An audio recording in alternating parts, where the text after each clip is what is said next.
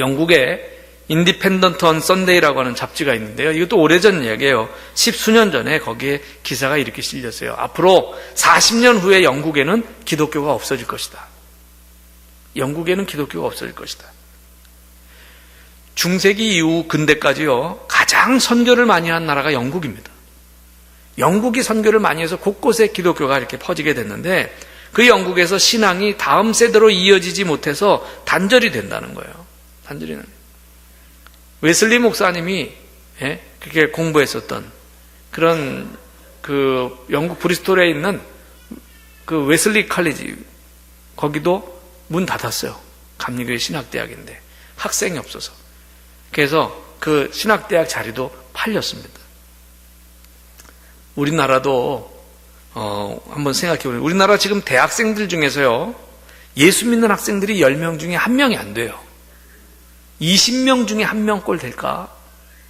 아주 심각한 지경이죠. 이런 소식을 들을 때마다 목사로서 가슴이 답답함을 느낍니다. 오늘 기독교 교육 진흥주일인데, 오늘 성경 말씀 사사기 2장 6절에 10절, 오늘 본문의 말씀을 보면요, 이 말씀 속에서 우리는 그 당시에 이스라엘의 믿음의 4세대를 볼 수 있습니다. 이 4세대를 봐요. 첫 번째 세대가 뭐냐면 모세의 세대예요. 그러니까 모세가 이스라엘 백성들을 애굽에서 탈출시켜서 광야 40년을 이끌면서 신앙 공동체로 만들어가던 모세의 세대가 있었고요. 모세가 죽은 후에 그 뒤에 여호수아가 일어나서 가나안을 정복하고 그 전쟁을 치르고, 그리고 여호수아에 정착해 나가는 그 여호수아 세대가 있었습니다. 세 번째 세대는 여호수아와 함께 했던 그 장로들의 세대, 함께 그래도 믿음으로 기도하면서 가나안 땅을 정복하고 개척했던 그런 3세대가 있었는데, 이때까지만 해도 괜찮아요. 이때까지만 해도 하나님을 믿고 신앙생활 했는데, 네 번째 세대, 그 후에 일어난 세대, 결정적인 변화의 계기가 된 세대가 있습니다. 그 세대에 대한 이야기가 오늘 이 본문 가운데 다 들어가 있어요. 자, 오늘 본문의 말씀이 우리에게 주는 교훈이 무엇일까요? 오늘 성경 말씀이 우리에게 주는 교훈, 2가지만 생각해 봅니다. 첫째는요, 다음 세대를 위한 배려가 없으면 믿음이 끊길 수 있다는 것입니다. 다음 세대에 대한 배려가 없으면 믿음이 끊길 수 있다는 거예요. 자, 오늘 성경 말씀을 좀 읽으면서 생각해 볼까요? 7절 말씀을 다 같이 읽겠습니다. 여러분, 7절 말씀. 7절 다 같이 읽습니다. 시작. 백성이 여호수아가 사는 날 동안과 여호수아 뒤에 생존한 장로들, 곧 여호와께서 여호와를 섬겼더라. 아멘. 이 말씀에는 모세와 여호수아, 그리고 그 당시에 장로들이 살던 시대에는 하나님을 잘 섬겼다는 거예요. 모세와 여호수아, 그리고 그 장로들의 세대에는 하나님을 잘 섬겼다. 자, 근데 8절 말씀 다 같이 읽을까요? 시작. 여호와의 종 눈의 아들 여호수아가 110세에 죽음에. 아멘. 여호수아가 죽었다는 거예요. 두 번째 세대인 여호수아가 죽었습니다. 10절로 넘어갑니다. 10절 전반부만 읽어볼게요. 자막 있는 대로 다 같이 시작. 그 세대의 사람도 다 그 조상들에게 돌아갔고. 아멘. 여호수아와 함께 했던 그 세대, 세 번째죠. 여호수아 죽은 후에 여호수아와 함께 했던 그 세대의 사람들도 차례대로 다 그 조상들처럼 다 죽었다는 거예요. 그 세대의 사람도 다 죽었다. 그 다음에 네 번째, 그 후에 일어난 세대, 우리 자막 보고 다 같이 읽습니다. 시작. 그 후에 일어난 다른 세대는 여호와를 알지 못하며 여호와께서 이스라엘을 위하여 행하신 일도 알지 못하였더라. 아멘. 이제 새롭게 일어난 세대, 그 신세대는 여호와를 알지 못했다는 거예요. 알지 못했다는 게 뭘까요?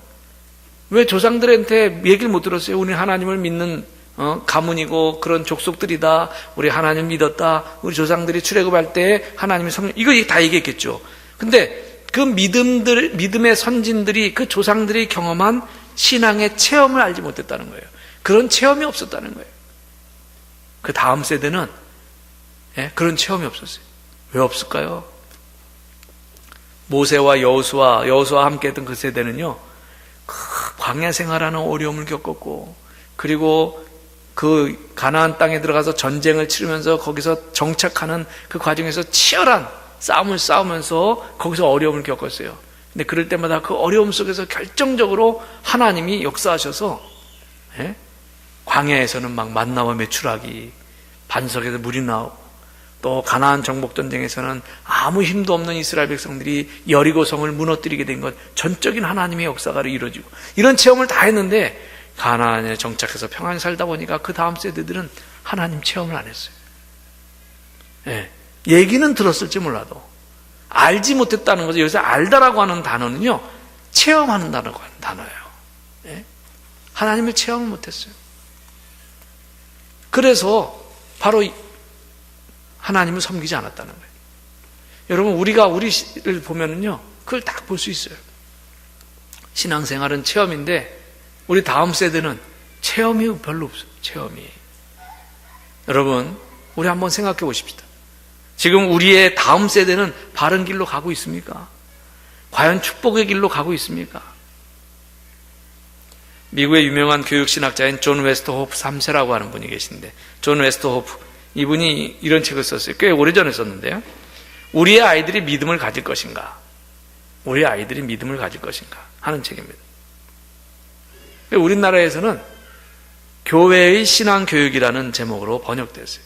교회의 신앙교육이라는 제목으로 번역됐는데, 그래서 교회의 신앙교육이라는 제목 밑에 부제로 다음 세대의 신앙 계승이 가능한가? 이렇게 붙었어요. 다음 세대의 신앙 계승이 가능한가? 사실은 이 부제가 원제목과 같은 내용이죠. 우리가 지금 다음 세대에 대한 이야기를 많이 합니다만, 특별히 21세기를 살아가면서 우리는 앞으로 계속 다가오는 미래에 대해서 어떤 이야기를 합니까? 다가오는 미래를 준비해야 된다는 이야기를 하죠. 과연 무엇을 이야기합니까? 미래에 대해서 이야기할 때마다 컴퓨터니 정보니 사이버니, 앞으로 미래 세대의 우리 경제적으로 먹거리는 그동안 땀 흘려 일하는 노동을 통해서 생산해서 먹거리를 했는데, 이제는 땀 흘려 일하는 것은 전부 다 기계가 대체해 나가고 로봇가 대체해 나가고, 우린 과연 무엇으로 미래 먹거리를 삼을 거냐, 뭐 이런 이야기들을 많이 하죠. 그러나 여러분과 제가 가장 기본적으로 간단하게 물어보아야 될 일이 있습니다. 그 문제가 있어요. 과연 앞으로 미래를 우리가 어떻게 대비할 수 있는가, 이런 걸 생각할 때 가장 기본적인 질문의 핵심을 먼저 생각해야 될 것이 있어요. 저와 여러분이, 내 아이들이, 내 손주들이, 그 다음 세대들이 과연 믿음을 가질 것인가? 내 자녀 손주들에게 믿음은 계승될 수 있겠는가? 라고 하는 질문이에요. 여러분, 우리가 교회에서 많은 직분을 갖고 있습니다. 목사로, 장로로, 권사로, 집사로, 여러 가지 일들 많이 하고 있습니다. 그런데 과연 우리는 다음 세대, 우리 아들, 우리 딸들과 함께 우리 교회에서 믿음의 동반자로 혹은 믿음의 동역자가 될 수 있을까요? 내 손주들이, 내 증손주들이 계속 이 교회를 유지해 나가면서 신앙생활을 할 수 있을까요? 이게 개인적이든지 교회적이든지 다음 세대를 위해 준비해 되어야 하는데, 만일 다음 세대를 위해 준비되지 못한다면 우리 교회의 앞날은 불안해질 수밖에 없다는 거죠. 그래서 한 주 전이죠. 9월 10일 날 토요일에 우리 교회 그 사단법인 아름다운 청소년들이라고 하는 그런 법인체 주체로 제1회 제천 청소년 축제를 열었다고 제가 말씀드렸습니다. 청전동 야외무대에서 가졌는데 500여 명 이상의 청소년들이 모였어요.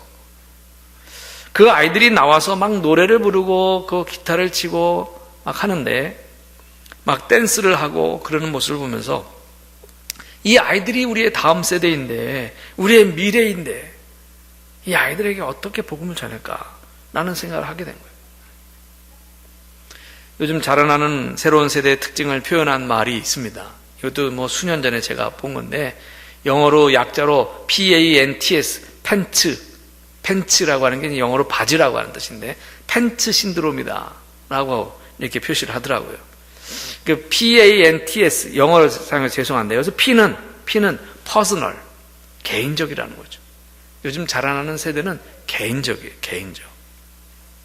옛날만 해도 지금 어르신들 세대만 해도 자랄 때 형제들이 같은 방에서 다 거기서 같이 자랐어요. 형제들이 또 많은 분들은 막 칼잠 자면서 부대 끼면서 그렇게 자랐어요. 아들 딸들이 다 한 방에서 그렇게 자랐던 거죠.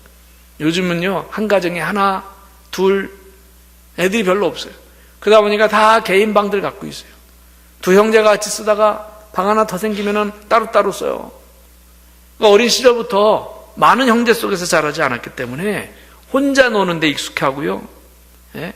그러다 보니까 혼자 있는 그 개인적인 시간에 익숙해지는 거예요. 이걸 제가 아이들 키우면서 우리 둘째가 초등학교 때 그런 거예요. 아빠, 혼자 놀기의 진수를 보여줄게요. 혼자 놀기의 진수라고 하는 말을 제가 우리 아들 통해서 들었어요. 웃음이 나왔는데 한편도 생각하는 거예요. 혼자 놀아본 적이 없거든, 나는. 예? 나도 사남매나 있었고 동생들도 있었고요. 집 밖으로 나가면 친구들과 어울려 지냈는데 요즘 애들은 혼자 노는 애들이 많아진 거예요. 개인적이라는 거죠. 그 다음에 A, amusement, 흥미, 오락, 즐거움. 이런 오늘날 자라나는 세대의 특징은요, 흥미 위주로 삽니다. 요즘 젊은 청소년들에게 앞으로의 희망을 물어보면요, 1순위가 뭐냐면 연예인 되는 거예요. 하루아침에 인기를 얻고 사는 대중스타가 되기를 갈구합니다. 이러한 흥미 본위의 삶이 많은 용돈을 필요로 하게 되고 돈만 있으면 흥미거리를 찾게 되는 거예요. 세 번째 N, 내추럴, 자연스러움입니다. 자연스러움을 좋아해요. 자신의 삶을 자꾸 구속하는 어떤 제도도 거부하려고 하고요. 그리고 다른 사람의 눈보다 자신의 감정을 중요하게 생각해요. 다른 사람의 시선을 의식하지 않아요. 어떤 사람 앞에서도 행동의 구애를 받지 않습니다. 옆에 누가 있든지 상관이 없어요. 패션에서는 더욱 자연스러움을 추구하는 거예요. 다른 사람 시선 구애받지 않아요. 저만 해도요, 굉장히 보수적인 사람입니다. 저는요, 집에서 쓰레기를 버리려고 그러면은 긴 바지로 다 갈아입고, 그리고 정장은 아니더라도 제대로 갇혀입고 쓰레기 버리러 가요. 30대 때부터 그랬어요. 네? 그래도 목사인데 반바지 입고 어떻게 밖에 나가냐. 집에서 늘 반바지 입고 있어도 쓰레기 버리러 가도 그랬어요. 여러분들도 이제 심각하게 여기는 거 보니까 괜찮다는 뜻인가요? 네. 근데 아직도 그게 안 돼. 난 반바지 차림으로 밖에를 못 나가요. 근데 왜? 다른 사람의 시선을 의식해서 그래요. 이게 기성세대죠. 근데 요즘 세대는 다른 사람의 시선 안 의식해요. 네. 의식할 필요가 없습니다. 그래서 자연스럽게 힙합 스타일, 모자도요 똑바로 안 써요. 삐뚤어 써요. 이게 힙합 스타일이라고. 네? 그리고 헐렁헐렁한 바지를 입든지 짝 붙는 스키니 바지를 입든지 그냥 자기 마음에 드는 거 그냥 입어요. 청바지가 이렇게 쫙 뻗으면 얼마나 예뻐요. 자연스럽지 않대나 찢어서 입어요. 찢은 게 멋있다. 근데 아직도 저는 이해를 못해요. 찢은 바지가 멋있다는 거 아직도 이해 못해. TV에서도 보면은 그 패션 전문가가 청바지를 입힐 때 찢어서 입히더라고요. 난 아직도 이해를 못해요. 근데 그게 자연스럽대나 어쩌대나. 네? 이렇게 오늘날 젊은이들이 그렇습니다. 우리 제천 애들은 그래도요 참 착해요. 10수년 전에도 서울 강남에 있는 교회 청소년들 집에 가보면요, 머리 색깔은 전부 다른 색깔이고 귀나 코는 다 뚫었어요. 뭔가 하나씩 걸려 있어 또 거기에. 네? 그런 것들이 자연스러움. 그 다음에 T, 트랜스보더, 성별 구분이 모호해요. 패션에서 사고방식까지 성별 구분이 모호하게 변해갑니다. 남자애들도 귀걸이, 목걸이, 팔찌 다 하고요. 여자들 가운데서도 짧게 남성적 헤어스타일로 치고 다니는 그런 여자들이 있어요. 예? 보이시하다나 그러죠. 예, 보이시하다 그래요. 직업 선택에 있어서도 남녀 구별이 없어요. 중장비 운전, 자동차 정비, 뭐 큰 트레일러나 그 트럭 운전도 이제는 여자들이 많이 진출해 있고 말이죠. 성별 구분이 모호해지는 겁니다. 그 다음에 다섯 번째 S, 셀프 러빙, 자기 사랑이죠. 새로운 세대는 자기를 사랑하고 자기를 사랑하는 일이라면 무엇이든지 하는 거예요. 예? 옛날처럼 사랑을 위해서는 내가 희생하고 내 목숨까지도 내가 사랑하는 사람에서 주겠다? 그런 거 없어요. 나를 사랑하다 보니까 나를 위주로 해서 너도 나한테 맞춰야 된다는 그런 것들이 있는 거죠. 사랑도 그 사람을 위해서가 아니라 자기를 위해서. 이러한 경향이 우리 사회를 갈수록 냉정한 이익사회로 만들어가는 겁니다. 새로운 세대들에 의해서 사회 문화도 변화되어 가는데 교회는 더 심각해져 갈 거예요. 그래서 교회가 제일 보수적이에요. 교회가 제일 보수적입니다. 만약에 이 자리에 제가 말했던 그런 어떤 이상한 패션을, 좀 튀는 패션을 하고 있는 사람이 있다면은 바로 여러분들 가운데는 부정적인 생각하는 사람들이 많이 생길 거예요. 교회가 아직 보수적이에요. 근데 앞으로 다음 세대에 대한 배려가 없으면 우리의 믿음이 끊길 수 있습니다. 우리가 그걸 생각해 봐야 돼요. 자, 그러면 어떻게 해야 될까요? 어떻게 해야 될까요? 두 번째 주제로 넘어가죠. 가정에서 부모는 믿음을 물려주고 교회는 하나님의 사람을 길러내야 합니다. 원칙적인 이야기지만 우리가 해야 될 일들이죠. 하나님께서는 이스라엘에게 일찍이 많은 말씀을 일찍이 가르치라고 이렇게 많이 말씀하셨어요. 성경의 대표적인 것 한두 군데만 찾아볼게요. 신명기 6장 6절 7절 말씀. 신명기 6장 6절 7절 말씀. 다 같이 보겠습니다. 시작. 오늘 내가 네게 명하는 이 말씀을 너는 마음에 새기고 내 자녀에게 부지런히 가르치며 집에 앉았을 때에든지 누워있을 때에든지 일어날 때에든지 이 말씀을 강론할 것이며. 아멘. 오늘 내가 네게 명하는 이 말씀을 너는 마음에 새길 뿐만이 아니라 자녀에게 부지런히 가르치라. 그리고 앉아있든지 누워있을 때든지 서있을 때든지 이 말씀을 강론하고 가르쳐라. 자녀들에게. 이스라엘 역사를 보면요, 신앙교육이 단절되었을 때가 엄청난 불행으로 이어졌어요. 신앙이 단절되었을 때가 불행으로 이어졌습니다. 사사시대, 지금 오늘 본문 사사기를 보는데 사사시대가 본격적인 불행의 시대가 된 이유는 딱 하나예요. 신앙이 단절됐기 때문에. 그래서 성경을 보면 이때 이 위기에서 신앙을 이어준 역할을 한 사람이 있죠. 사무엘 같은 사람이에요. 사무엘이 사사시대를 끝낸 사람이죠. 신앙을 이어주는 거예요. 미스바의 그 대집회를 열기도 하고. 그리고 바벨론 포로 시절 다니엘과 같은 사람, 그 신앙을 지켜가면서 그 신앙을 이어주려고 하는 사람이었고요. 그래서 위기에 처한 민족을 구했어요.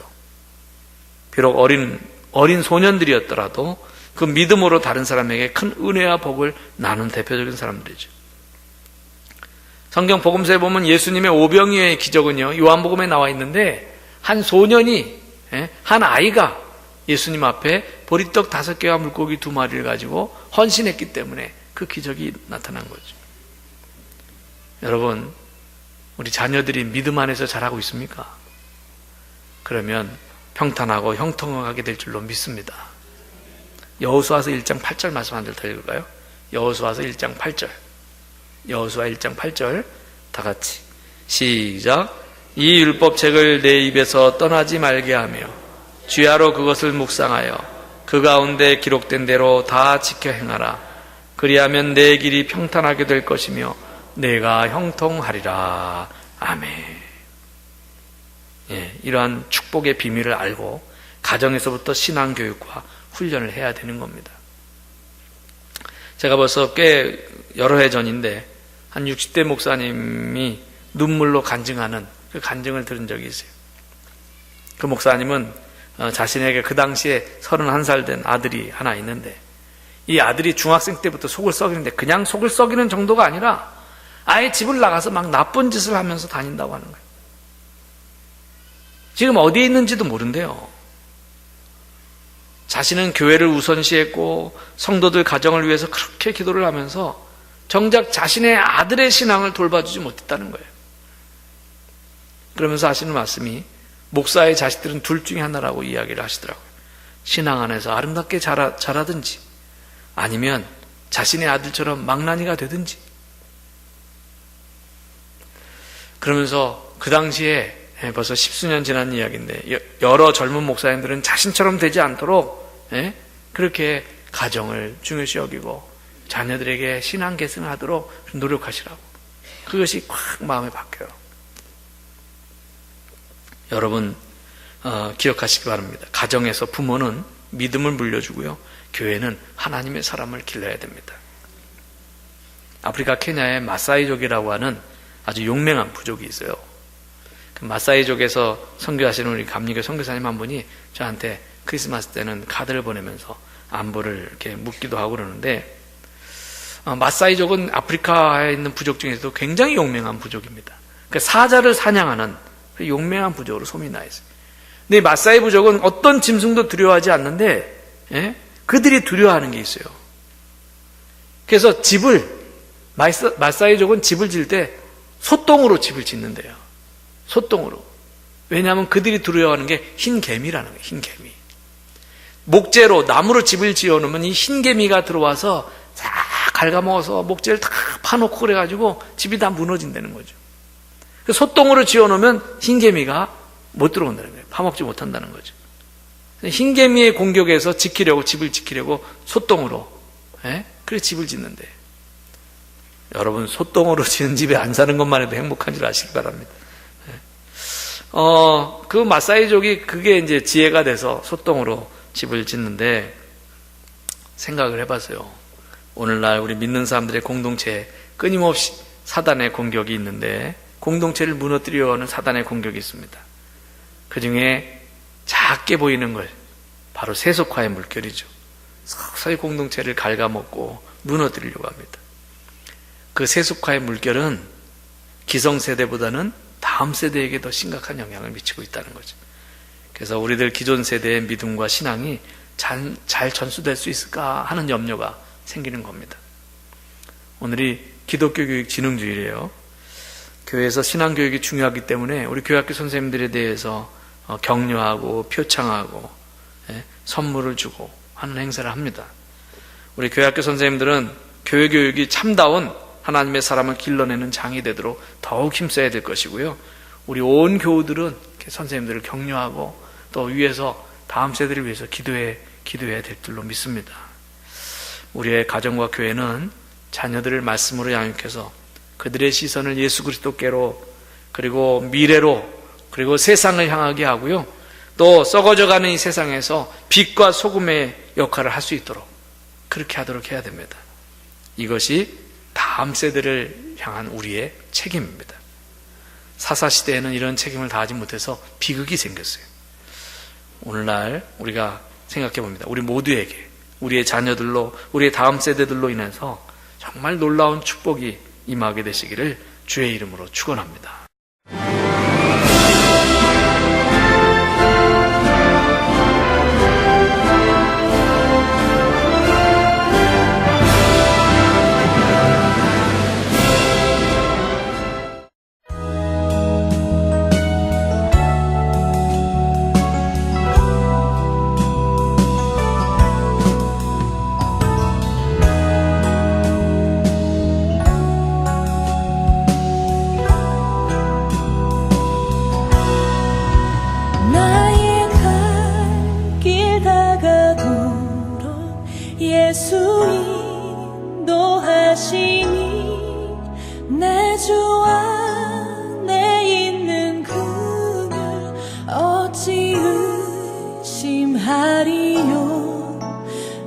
믿음으로 사는 자는 하늘 위로 받겠네.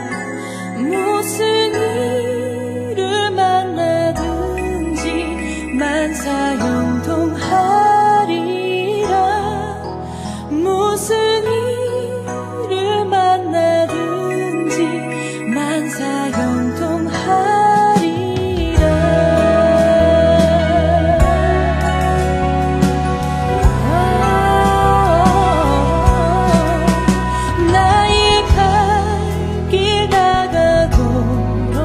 예수